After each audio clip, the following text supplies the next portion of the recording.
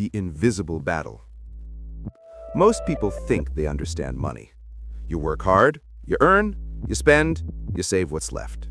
Simple, right? But the truth is, the system that governs your money is far from simple, and even further from fair. Every time you tap your card, every time you finance a phone or buy something on sale, you're stepping into an invisible battlefield, a war that's been quietly raging for decades, not between nations, but between you and the system built to profit from you. This is the secret war on your wallet. It doesn't happen on TV screens or newspaper headlines. There are no explosions, no smoke, no soldiers. Just data points, interest rates, and tiny hidden charges that no one notices. Yet the damage is real. It bleeds you slowly, quietly, until one day you realize you're not in control of your money anymore. Your money is controlling you. And the worst part? This war isn't accidental. It's engineered. Decade after decade, governments, corporations, and financial institutions have discovered one powerful truth. If you can control how people feel about money, you can control how they use it. They don't need to take your wealth directly. They just need to make you believe that spending is freedom, that borrowing is opportunity, and that debt is normal. It's a subtle war of perception, and it's been waged with such precision that most people don't even realize they're fighting. Think about it. We live in a time when having debt is considered part of being an adult. Car loans, student loans, credit cards, mortgages, buy now, pay later plans. It's all wrapped up in the illusion of progress. But underneath that illusion lies something darker. A system designed not to help you build wealth, but to keep you dependent. Every financial product, every special offer, every reward point is just another carefully placed trap in this invisible war. The banks call it innovation, economists call it growth, but to the average person, it's slow financial suffocation. You see, the real weapon in this war isn't interest rates or fees. It's psychology. The battle for your wallet is actually a battle for your mind. They've learned how to make spending feel good, how to wrap financial loss in pleasure and reward. The scent of a new car, the thrill of unboxing, the exclusive deal countdown timer, they're all ammunition. Every brand, every ad, every bank app notification is a soldier in this war, carefully crafted to keep you emotionally hooked and financially drained. And the system is brilliant at it. You earn, you spend, you chase more. You earn again, only to spend again. And the loop continues until it feels like freedom itself depends on your ability to consume. But this isn't just about bad spending habits. This is about design.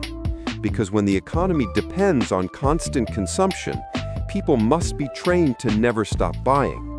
Inflation, credit, marketing, and debt all work together to keep the average person running, never ahead, always slightly behind. It's a treadmill that looks like opportunity, but runs on your exhaustion. And while the world talks about wars over oil, land, or politics, this war is more personal. It's fought in your everyday choices, in the fine print of your bank agreement, in the algorithms that decide what ads you see at 2 a.m. The goal isn't to destroy your finances overnight. It's to make sure you never truly escape the cycle. Because a population that's always broke, always chasing, always one paycheck away from panic, is a population that can be controlled. And that's where our story begins. In the next part, we'll expose how this war started, how decades of economic engineering, media influence, and subtle psychological manipulation turned the global economy into a perfectly tuned system that keeps ordinary people spending while the powerful keep collecting. This is not just about economics, it's about control, and how the very structure of modern life was built to keep you financially obedient. how the war began. To understand how we got here, how money became something we chase instead of control, we need to go back to when the modern financial system was born. Because the war on your wallet didn't start in your lifetime. It began decades ago, when governments, corporations, and banks discovered that debt could be the most profitable product ever created. It started after World War II. The world was rebuilding, and for the first time, ordinary people were told that prosperity was not just for the rich, it was for everyone. Factories shifted from producing weapons to producing dreams. Cars, refrigerators, televisions, symbols of progress, marketed not as luxuries, but as essentials for the modern family. But here was the problem. Not everyone could afford them. And so the solution was born: credit. Banks realized something powerful. If they could convince people to buy first and pay later, they could create infinite demand. And with infinite demand came infinite profit. Debt wasn't a burden anymore. It became a business model. Through the 1950s and 60s, corporations learned to weaponize that idea. They marketed credit as empowerment, as a symbol of trust, adulthood, and independence. Owning things before you could afford them wasn't reckless anymore. It was the American dream. But behind that dream was a new kind of economy, one built not on saving, but on spending. The more people spent, the more profits grew. The more profits grew, the more the system depended on people spending even more. And when spending slowed, governments stepped in.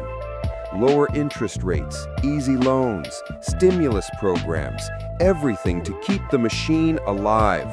Because when the economy depends on debt, you can never let people stop borrowing.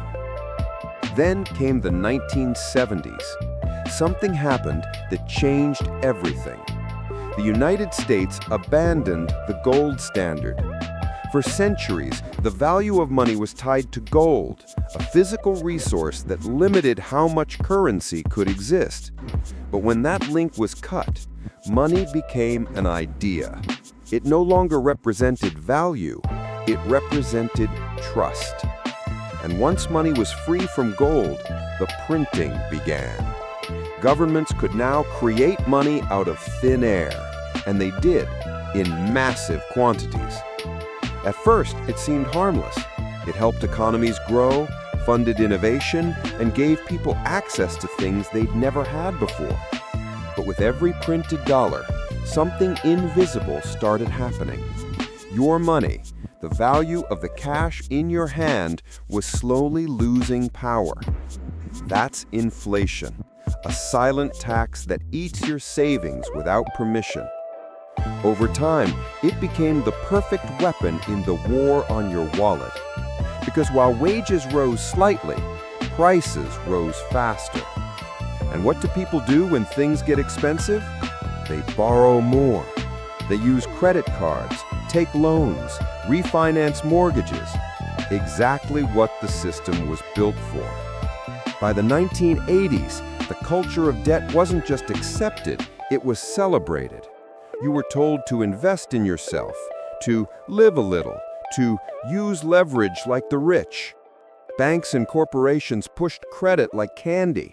Governments encouraged borrowing as economic growth. Advertising made it glamorous. Everywhere you looked, the message was the same: spend more, borrow more, upgrade your life. And as the decades passed, a quiet dependence formed. People began measuring success not by freedom, but by ownership, even if that ownership came with debt attached. Then came the digital revolution. Money went from paper to pixels. Your bank wasn't a building anymore. It was an app on your phone. Convenience became the new currency. And while that made life easier, it also gave corporations unprecedented access to your financial behavior. Every transaction you made, every product you clicked, every pattern in your spending was now data. And in this new battlefield, data became the most valuable weapon of all. Algorithms learned when you were most vulnerable, what products made you feel good, and which words made you buy. They could predict your next purchase before you even thought about it. This wasn't coincidence, it was precision. A new kind of control, quiet, invisible, and terrifyingly effective. By the time we reached the 2000s, the war had evolved into something far bigger than credit cards or inflation. It became systemic. From student loans to medical bills, from mortgages to microtransactions, every part of life was monetized, turned into a profit stream for someone else. And the result? A world where debt isn't an emergency, it's an expectation. We are living in an economy designed not to make you free, but to keep you paying. In the next section, we'll uncover how this modern system keeps the war alive, how inflation, digital payments, and lifestyle marketing are used together to manipulate behavior, create dependence, and ensure that even when you think you're in control, you are still playing their game.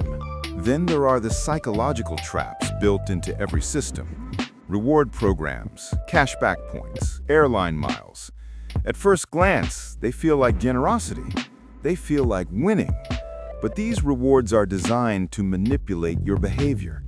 Studies have repeatedly shown that people spend 12 to 18% more when using a card versus cash. Each swipe triggers a small hit of dopamine, a mini victory that distracts from the real cost, the fees and interest piling up in the background. And then there's the trap of minimum payments. Your statement says you can pay $50 this month. It feels manageable. It feels smart. But minimum payments aren't a gift. They're a hook. Pay less, interest compounds, debt grows, and suddenly a few $100s turns into thousands over the years. The system is engineered to make procrastination profitable. Your natural optimism, your belief that you'll pay it off next month, is exactly what keeps the banks earning. Even credit limits become a weapon. You make payments on time for a few months, and suddenly your limit increases. It feels like a reward, but in reality, it's an invitation to spend more, to borrow more, to feed the cycle that keeps the war alive.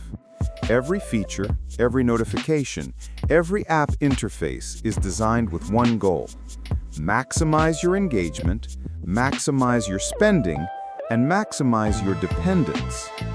And it doesn't stop with credit cards. Subtle societal pressures reinforce the system. Social media glorifies lifestyle. Ads show people enjoying products you don't have. Luxury is normalized. Your self-worth begins to tie to consumption. And suddenly, spending is not just practical, it's emotional. Debt becomes invisible, debt becomes acceptable, debt becomes aspirational. Even digital payments and instant loans are now gamified. Microtransactions in apps, in-game currencies, subscription bundles. They train you to make instant decisions without thinking, to accept delayed consequences, and to chase rewards with minimal effort. This isn't coincidence. It's behavioral engineering perfected over decades. The culmination of these tactics is systemic control. It's not just that some people go into debt, it's that an entire population is trained to spend more than they earn, to chase instant gratification, to undervalue long-term savings. We live in a society where debt is normalized, and financial stress has become invisible, yet omnipresent. It influences mental health, relationships, career choices, and even political decisions. And because most people don't understand how the system works, they rarely fight back. But knowledge is power. The secret war on your wallet can be resisted. Understanding the mechanisms, the reward traps, the minimum payments, and the decoupling of spending from pain is the first step. Budgeting isn't just numbers on a page, It's a declaration of control. Avoiding unnecessary credit, or at least using it wisely, protects not just your money, but your freedom. Delaying gratification, questioning marketing, recognizing psychological nudges, these are the weapons you can wield in this war. And yes, it requires discipline. Yes, it goes against the tide of modern life. But the alternative is to remain a pawn in a system designed to profit from your mistakes.